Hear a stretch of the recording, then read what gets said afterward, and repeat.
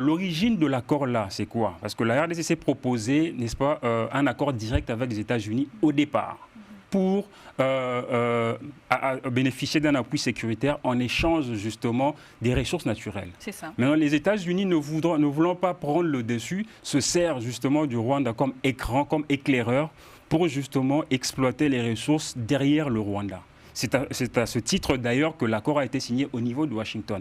Parce que la RDC s'est inspirée, n'est-ce pas, du programme de l'accord qu'il y a eu entre l'Ukraine et les États-Unis. Et donc, la RDC voulait avoir des échanges directs. Et d'ailleurs, à ce titre, le conseiller du président Trump avait rencontré le chef de l'État congolais au niveau de Kinshasa, donc M. Boulos. C'était pour discuter de cela. Et à notre grande surprise, et c'est en cela que je parle d'incident diplomatique, on se retrouve à Washington pour signer un accord avec la RDC, pour signer un accord avec les États-Unis. Et c'est finalement le Rwanda qu'on présente sur la table des négociations.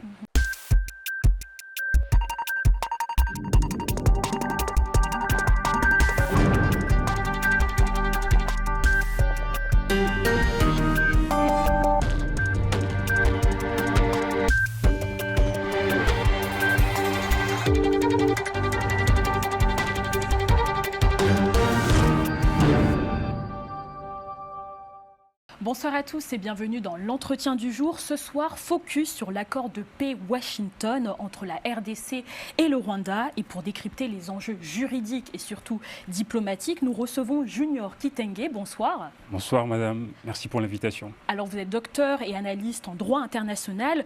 Tout d'abord, clarifions vraiment les choses si vous le voulez bien. Quel regard d'ailleurs vous portez là en tant qu'analyste sur l'accord signé donc à Washington avec la RDC et le Rwanda? Est-ce qu'on peut dire que c'est un tournant historique, étant donné que là, les jours derniers, à l'APF, il y a eu une grande innovation entre le RDC et le Rwanda. Est-ce qu'on peut dire qu'on avance d'un cap? Quelle est votre analyse? Alors oui, merci pour la question. Juste une petite rectification, je suis doctorant, je serai docteur dans quelques mois. Merci. Alors par rapport à mon analyse, par rapport à l'accord, alors est-ce qu'il est historique ou pas? Moi, je pense qu'affirmer qu'un accord entre la RDC et le Rwanda est historique, je pense que c'est méconnaître un peu les enjeux historiques du conflit dans la partie est de la RDC. Parce qu'il faut savoir que la RDC, avec sa dimension de 2 345 000 km², a 9 pays voisins. Et donc la paix en RDC ne passera pas par le seul accord avec un État. Parce que, par exemple, le conflit dans la partie Est, dans son format actuel, est parti de la cité de Bunagana, qui est la frontière avec l'Ouganda. Donc, ce conflit-là est parti d'un pays autre que le Rwanda. Donc, le seul accord avec le Rwanda ne peut pas être qualifié d'historique parce qu'il ne peut pas suffire pour, justement, résoudre le conflit au niveau de la partie Est. Donc il faut une problématique, une analyse régionale, n'est-ce pas, une analyse holistique de cette problématique pour arriver justement à cette paix tant recherchée depuis des années. Donc en soi, est-ce que c'est un pas alors, étant donné que, tandis qu'il n'est pas historique, on peut parler quand même de pas? Un pas, je ne sais pas, je parlerai plutôt d'un effort. Parce que le vrai pas, devrait partir justement d'une analyse plutôt régionale, n'est-ce pas? Par exemple, relancer ce qu'on appelle la communauté des pays des Grands Lacs, une vision qui date de l'époque du président Mobutu, et c'est cette analyse-là de manière régionale qui permettra justement de faire ce pas. Mais bien évidemment, on ne peut pas ignorer cet effort parce qu'effectivement, il y a une volonté de vouloir parvenir à un accord de paix, mais avec seul le Rwanda, c'est méconnaître justement les vraies raisons de cette crise au niveau de la partie Est de la RDC. Vous avez parlé justement d'efforts, que c'était justement on va dire voilà, un grand pas. Mais pourquoi alors certains estiment que cet accord remettrait en cause la souveraineté donc, de la RDC? Comprenez-vous que quand même si on parle d'efforts, qu'il y ait quand même des grandes inquiétudes autour de cet accord? Les inquiétudes sont fondées. Alors tout part déjà sur la forme même de l'accord. La forme de l'accord, on parle d'un accord bilatéral entre la RDC et le Rwanda, mais vous avez une tierce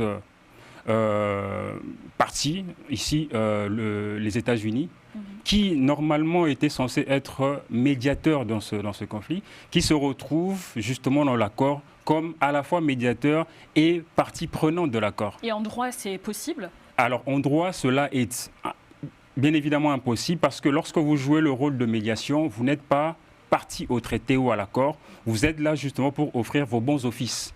Alors si vous êtes, si vous êtes à la fois partie, n'est-ce pas, au traité et médiateur, en fait, vous êtes à l'encontre de la Convention de Vienne sur le droit de traité du 23 mai 1969. Alors cette Convention de Vienne veut que les parties soient les États qui s'engagent à paraffer, à signer un traité de paix. Mais lorsque vous venez pour la médiation, vous jouez, vous accordez vos bons offices. Mais lorsque vous parcourez par exemple le point 6 de l'accord, on place les États-Unis comme un des bénéficiaires justement de la coopération bilatérale entre la RDC et le Rwanda. Et ça porte entorse justement au contenu du droit international. Et on peut parler donc de danger ou de risque juridique. Est-ce que vous percevez, vous, dans la mise en œuvre de cet accord-là, de qualification justement d'un danger quand même?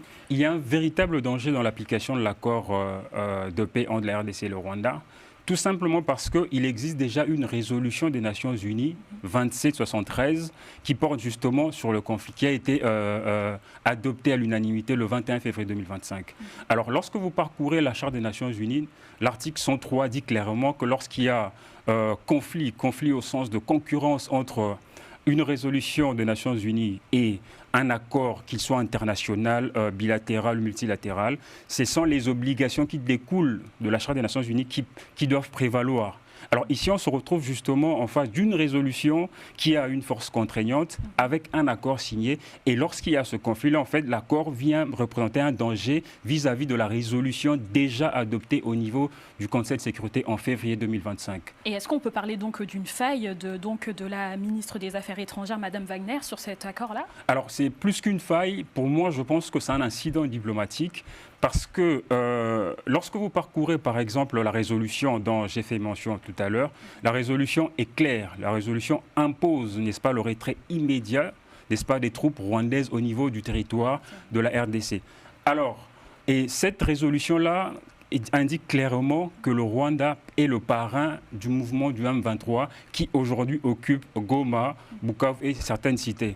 Alors, si déjà la résolution admet que le Rwanda est responsable du M23, et donc toute discussion avec le mouvement n'a plus lieu d'être. Donc vous ne pouvez pas paraffer un accord alors qu'il existe déjà dans l'ordre hiérarchique au niveau du droit international une résolution qui a force contraignante et qui s'impose sur tous les États, n'est-ce pas, signataires de la Charte des Nations Unies. Donc la signature de cet accord est pour moi, en tant que spécialiste du droit international, un véritable incident diplomatique de la part de Madame la ministre qui a signé au nom du gouvernement congolais. D'ailleurs, vous avez parlé du M23. Que pensez-vous d'ailleurs de la relance des pourparlers en ce moment à Doha entre Kinshasa, donc le gouvernement congolais, et l'AFC M23? Alors, la relance justement de ces discussions est inopportune. Pourquoi? Parce que lorsque vous affirmez dans la résolution que vous lisez par exemple le point 4 de cette résolution du Conseil de sécurité des Nations Unies, c'est clair. On vous dit que le Rwanda doit cesser immédiatement et sans condition préalable tout appui au M23. Sous-entendu que le M23, en fait, c'est le corollaire de la force armée rwandaise. Donc, si vous affirmez au niveau de la résolution, dans l'ordre hiérarchique, que c'est le Rwanda qui est responsable du M23, alors en ce moment-là, les résolutions, en tout cas tout ce qui viendra de Doha, déjà même la tenue de cette conférence n'a plus lieu d'être.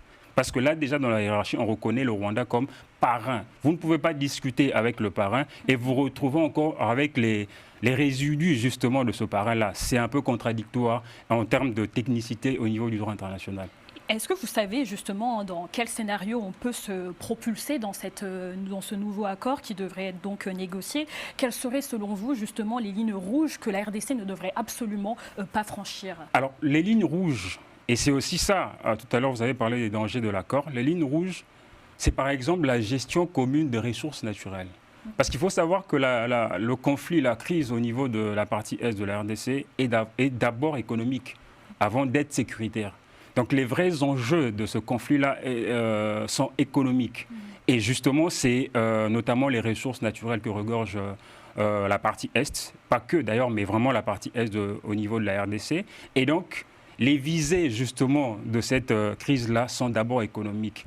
Pourquoi? Et c'est d'ailleurs ce qui explique justement la fausse médiation des États-Unis. Parce qu'en réalité, L'origine de l'accord là, c'est quoi? Parce que la RDC s'est proposé, n'est-ce pas, un accord direct avec les États-Unis au départ pour bénéficier d'un appui sécuritaire en échange justement des ressources naturelles. C'est ça. Maintenant, les États-Unis ne voulant pas prendre le dessus, se servent justement du Rwanda comme écran, comme éclaireur pour justement exploiter les ressources derrière le Rwanda. C'est à ce titre d'ailleurs que l'accord a été signé au niveau de Washington. Parce que la RDC s'est inspirée, n'est-ce pas, du programme de l'accord qu'il y a eu entre l'Ukraine et les États-Unis. Et donc la RDC voulait avoir des échanges directs. Et d'ailleurs, à ce titre, le conseiller du président Trump avait rencontré le chef de l'État congolais au niveau de Kinshasa, donc M. Boulos. C'était pour discuter de cela. Et à notre grande surprise, et c'est en cela que je parle d'incident diplomatique, on se retrouve à Washington pour signer un accord avec la RDC, pour signer un accord avec les États-Unis. Et c'est finalement le Rwanda qu'on présente sur la table des négociations. Et en même temps, les États-Unis se proposent comme médiateurs, mais en même temps comme partie prenante justement de l'accord. Vous voyez à quel point justement le gouvernement congolais a failli dans la signature de cet accord. Et justement, dans cet élan-là, sur le plan politique, international et régional, M. Kitende, vous avez parlé justement comme solution les Grands Lacs, il me semble. Pour vous, c'est une meilleure initiative à prendre pour défendre les intérêts congolais, de se retrouver, comme vous l'avez dit, avec les pays des Grands Lacs? La raison est simple. Si aujourd'hui, la RDC, avec 9 pays voisins, signe un accord avec un des 9 pays voisins, le Rwanda, demain matin, on peut se réveiller, ça sera l'Ouganda qui va attaquer la RDC, ça sera l'Angola, parce qu'il faut savoir, ça c'est la partie Est, mais dans la partie Ouest aussi il y a des enjeux, notamment le pétrole au niveau de la partie Ouest avec l'Angola. Ça c'est un conflit qui date aussi. Donc demain, l'Angola pourrait aussi se lever pour dire je réclame aussi le pétrole dans la partie Ouest de la RDC. Donc aujourd'hui, je pense qu'il faut une analyse holistique qui permettra à la RDC de protéger ses frontières. Le président Macron récemment dans une déclaration le disait clairement. C'est-à-dire qu'il disait, pour être libre, il faut être craint. Et pour être craint, il faut être puissant. Et j'ai aimé sa conclusion lorsqu'il dit que c'est à la nation que revient la charge de protéger la nation. Donc la RDC ne peut compter que sur son armée pour résoudre le conflit. Bien évidemment, il ne faut pas exclure les discussions diplomatiques. Mais vous savez, en droit international, il y a un principe sacro-saint, c'est le principe de rapport de force. C'est-à-dire que la diplomatie n'est efficace ou effective qu'à condition d'avoir une armée forte. Et les propos du président Macron viennent en appui de ce que disait déjà dans son temps M. Nicolas Machiavel lorsqu'il disait qu'il est plus sûr d'être craint que d'être aimé. Donc, aujourd'hui, la force de la RDC, la paix au niveau de la RDC de manière intégrale et spécialement dans la partie Est, passera déjà par la réorganisation de l'armée, créer une forme d'unité spéciale de protection des frontières. Et c'est en cela que la RDC pourra rendre efficaces les négociations sur le plan diplomatique. Mais qu'en est-il alors des enjeux internationaux, enfin beaucoup plus territoriaux, lorsqu'on sait que plusieurs rapports de l'ONU affirment que le Rwanda, via donc le M23, mettrait en place une gouvernance parallèle, il viserait même une annexion de l'Est de la RDC. Comment justement analysez-vous cette situation? Et cette situation porte atteinte au principe de l'intégrité territoriale posé par l'article 2, paragraphe 1 de la Charte des Nations Unies. Évidemment, c'est la conséquence justement de cette largesse au niveau de la RDC à protéger les frontières. Et d'ailleurs, puisque vous en parlez, si aujourd'hui les négociations au niveau de Doha, déjà des négociations qui n'avaient pas lieu d'être après la résolution du Conseil de sécurité, si ces négociations-là tardent ou peinent à avancer, c'est parce que justement le Rwanda, par le biais de ses supplétifs du M23, réclame justement la gestion pendant 8 ans des parties qu'ils occupent. Et ça apporte vraiment entorse au niveau du droit international. Mais pour rendre efficaces justement les décisions prises au niveau du droit international, il faut que la RDC prenne ses responsabilités. Et lorsque vous lisez déjà le préambule de la résolution 2773 du Conseil de sécurité, c'est clair. C'est-à-dire que parmi les dispositifs avancés, le Conseil de sécurité dit qu'il revient d'abord à la RDC de protéger son territoire et ses civils, ensuite faire recours au niveau de la communauté internationale. Donc voilà mon avis, je pense qu'il faut commencer déjà par renforcer le droit interne, notamment la sécurité au niveau intérieur, ensuite envisager l'option diplomatique. Et justement, parmi les options qui pourraient être envisagées lors de cet accord à Doha, est-ce qu'on ne pourrait pas imaginer un scénario dans le sens où le FCM 23 demanderait donc de faire partie aussi du gouvernement congolais? Alors, si vous maîtrisez, c'est une bonne question, si vous maîtrisez l'histoire, pour ceux qui maîtrisent l'histoire politique de la RDC, il faut savoir que ce scénario n'est pas nouveau, ce n'est pas un fait nouveau. Nous sommes en 2003, après la signature de l'accord global et inclusif au niveau de Sun City. Et l'accord, justement, avait pour conséquence d'intégrer les groupes rebelles au sein du gouvernement. Et c'est comme ça qu'on se retrouve dans la fameuse formule 1+4. Donc, le président, à l'époque, Joseph Kabila, avec 4 vice-présidents qui étaient justement des membres de groupes rebelles. Mais vous n'avez qu'à voir, si cette formule-là avait vraiment marché, on ne serait pas aujourd'hui en train de parler de conflit.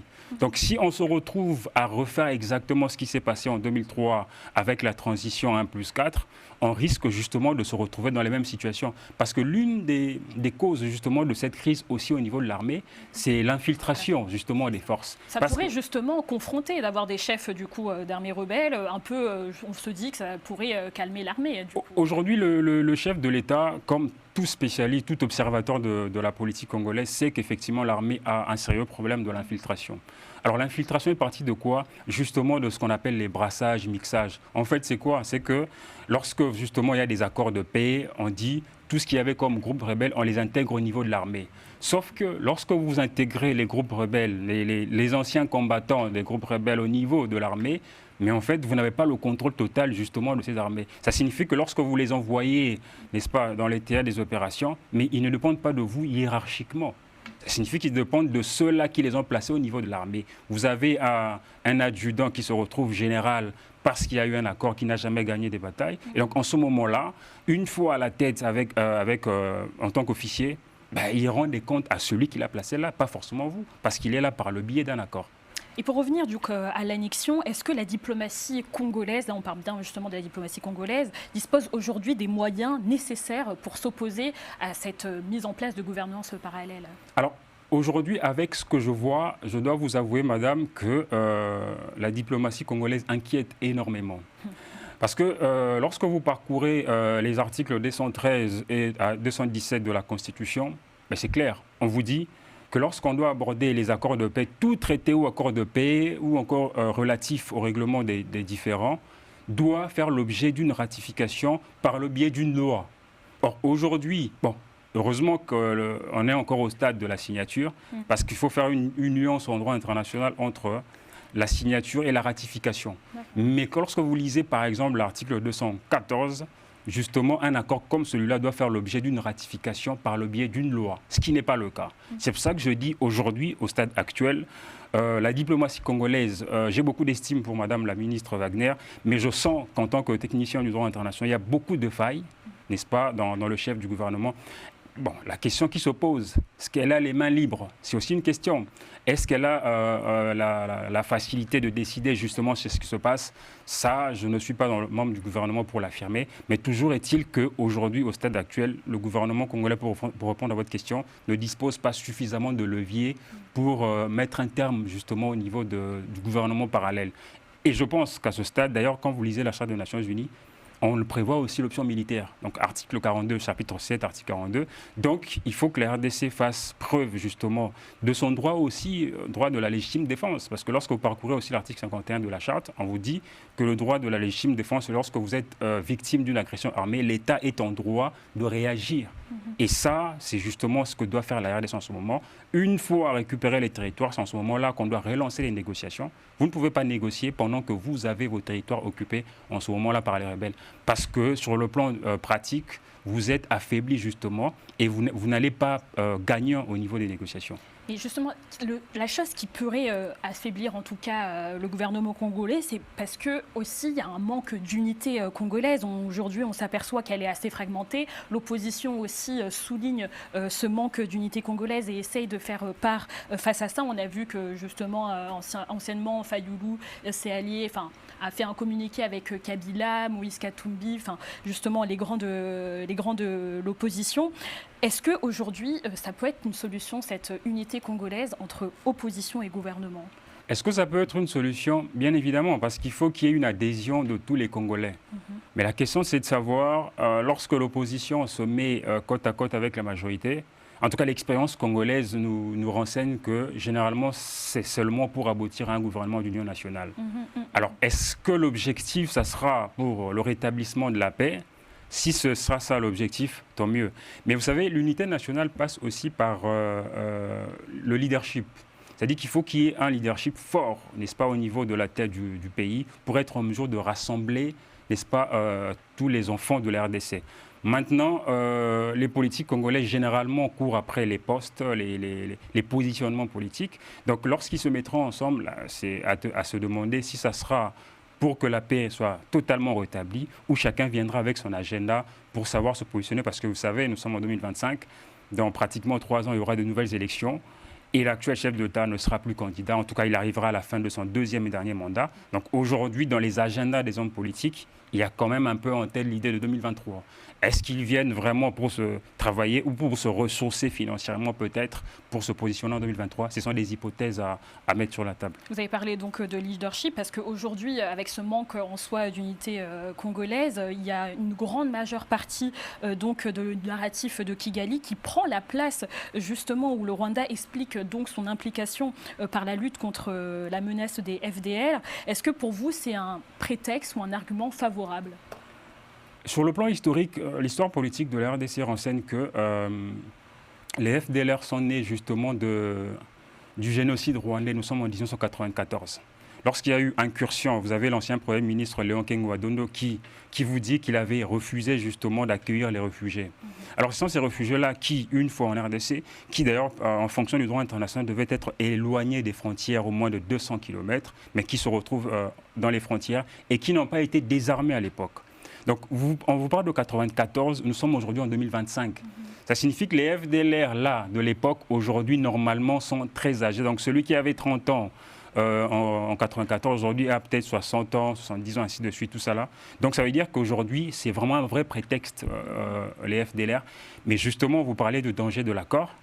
À la différence de la résolution qui ordonne au Rwanda de retirer ses troupes, mais l'accord conditionne le retrait de troupes par la neutralisation de la RDC des forces de FDLR. Et c'est ça justement la faille au niveau du gouvernement congolais, de reconnaître que nous devons d'abord neutraliser les FDLR avant de voir les troupes rwandaises se retirer de Donc il y a un manque de narratif aussi de la part du Congo. Il y a un véritable manque de narratif, même si le porte-parole du gouvernement parle souvent de changement de narratif. Mais je pense que c'est vraiment sur papier. Il faut que sur le terrain, on puisse avoir ce narratif. Fort malheureusement, aujourd'hui, on a comme l'impression justement que voilà, le narratif rwandais semble prendre le dessus.